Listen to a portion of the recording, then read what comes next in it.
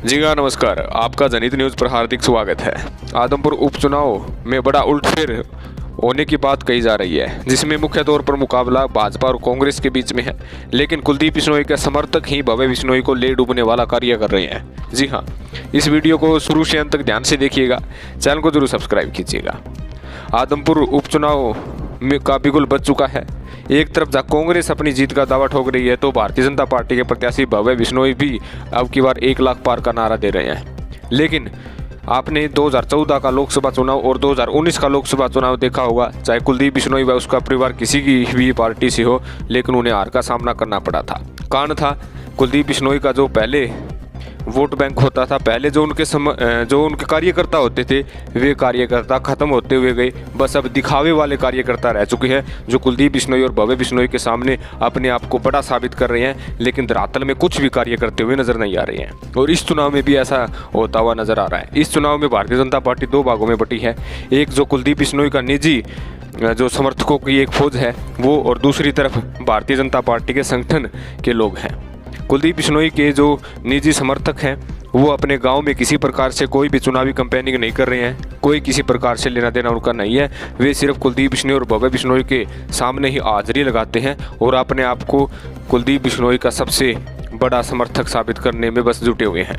लेकिन उन्हें कोई लेना देना नहीं है कि नया वोट कैसे अपनी तरफ आकर्षित करें, किस प्रकार माहौल बनाएं, किस प्रकार क्या करें। दूसरी तरफ भारतीय जनता पार्टी ने आदमपुर के इस उपचुनाव में सबसे पहले अपने संगठन की ताकत दिखाई और संगठन को अच्छी प्रकार से सुदृढ़ करते हुए विस्तारकों की फौज आदमपुर में भेजी और ग्राम प्रमुख, ग्राम संयोजक, पालक, पन्ना प्रमुख और बूथ अध्यक्ष, बूथ सदस्य का निर्माण किया। और इसके कारण ही आदमपुर का इस उपचुनाव में भारतीय जनता पार्टी अच्छी प्रकार से पकड़ बनाने में जो है सफल हो पाई।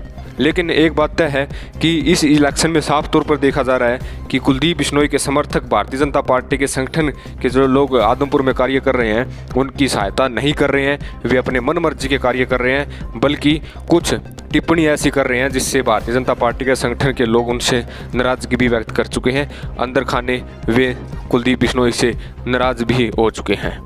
कहीं ना कहीं इन 2 धड़ों में बंटना भारतीय जनता पार्टी के लिए बहुत बड़ा कह सकते हैं कि झटका साबित हो सकता है, क्योंकि कुलदीप बिश्नोई के समर्थक नामात्र के हैं। धरातल की परिस्थितियों में जो कार्य करने का ढंग है जो भारतीय जनता पार्टी करती है वो उनमें कुछ भी नहीं है। वे अपने आप को बड़ा साबित कर रहे हैं कि हम बड़े नेता हैं, हम कुलदीप के साथी हैं।